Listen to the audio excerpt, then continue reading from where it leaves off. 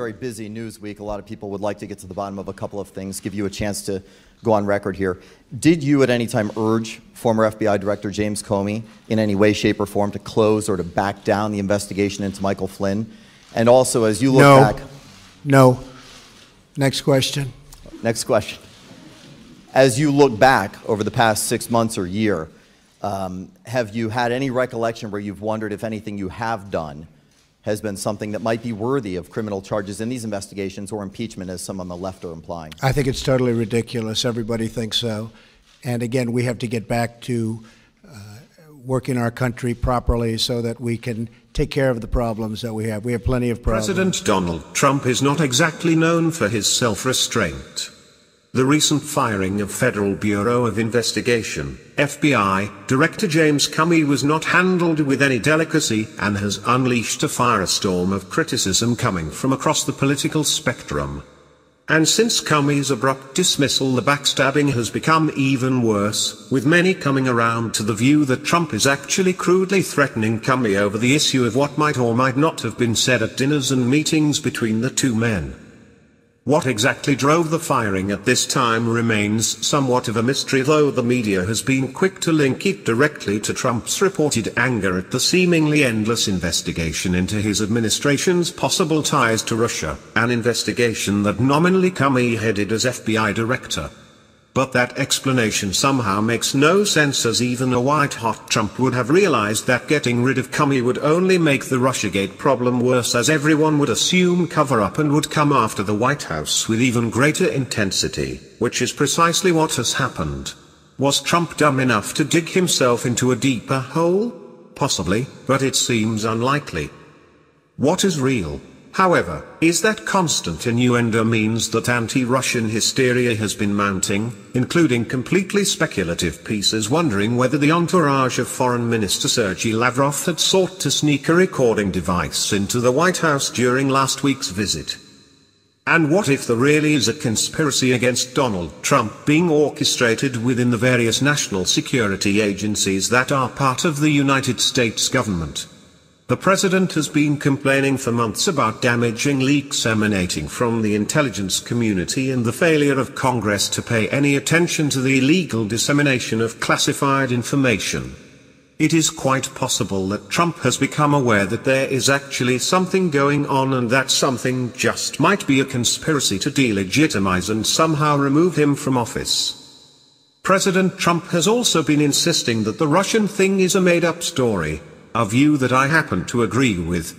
I recently produced my own analysis of the possibility that there is in progress a soft, or stealth or silent coup, call it what you will, underway directed against the president, and that, if it exists, it is being directed by former senior officials from the Obama White House. Indeed, it is quite plausible to suggest that it was orchestrated within the Obama White House itself before the government changed hands at the inauguration on January 20th.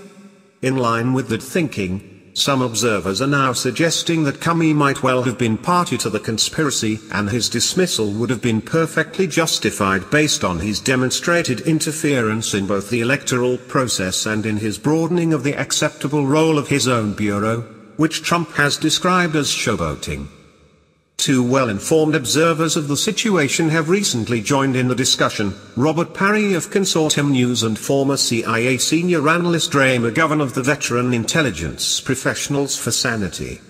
McGovern has noted, as have I, that there is one individual who has been curiously absent from the list of former officials who have been called in to testify before the Senate Intelligence Committee.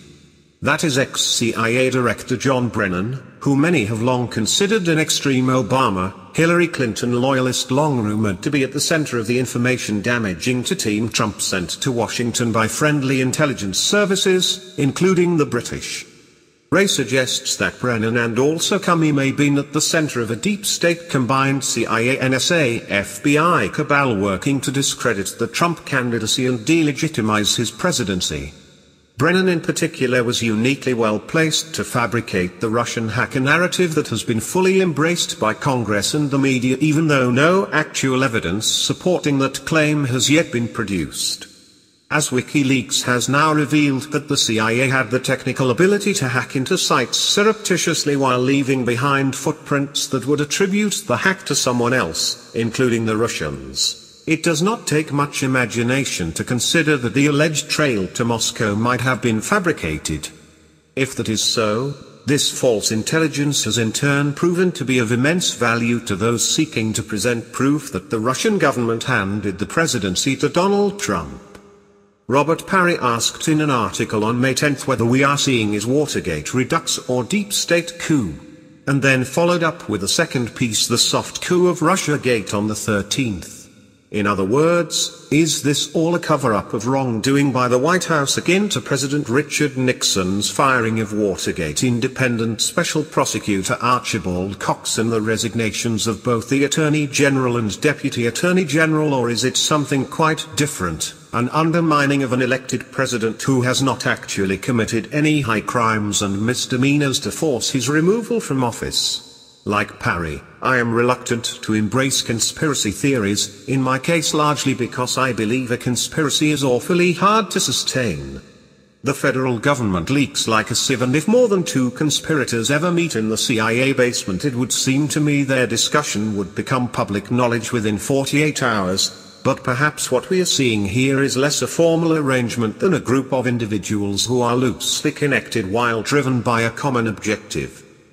Parry sees the three key players in the scheme as John Brennan of CIA, Director of National Intelligence James Clapper, and James Comey of the FBI. Comey's role in the coup was key, as it consisted of using his office to undercut both Hillary Clinton and Trump, neither of whom was seen as a truly suitable candidate by the deep state.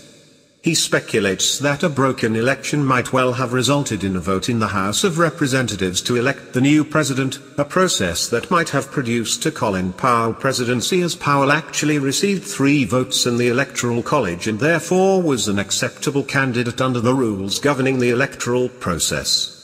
Yes, the scheme is bizarre, but Parry carefully documents how Russiagate has developed and how the national security and intelligence organs have been key players as it moved along, often working by leaking classified information. And President Barack Obama was likely the initiator, notably so when he de facto authorized the wide distribution of raw intelligence on Trump and the Russians through executive order.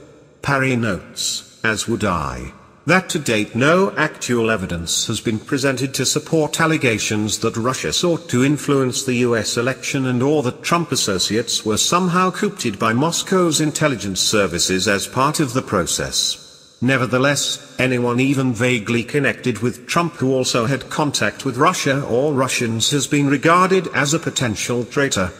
Carter Page, for example, who was investigated under a Foreign Intelligence Surveillance Act warrant, was under suspicion because he made a speech in Moscow which was mildly critical of the West's interaction with Russia after the fall of communism.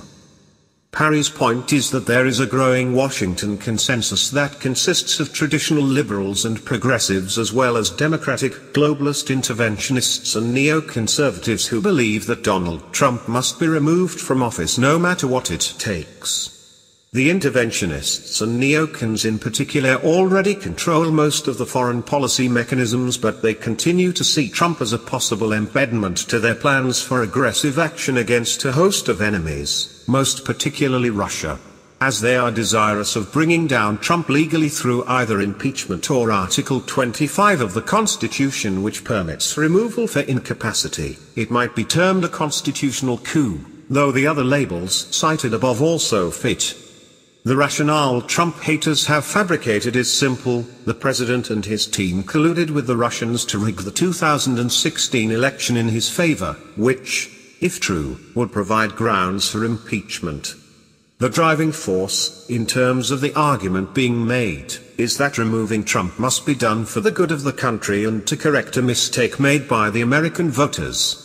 The mainstream media is completely on board of the process, including the outlets that flatter themselves by describing their national stature, most notably the New York Times and Washington Post.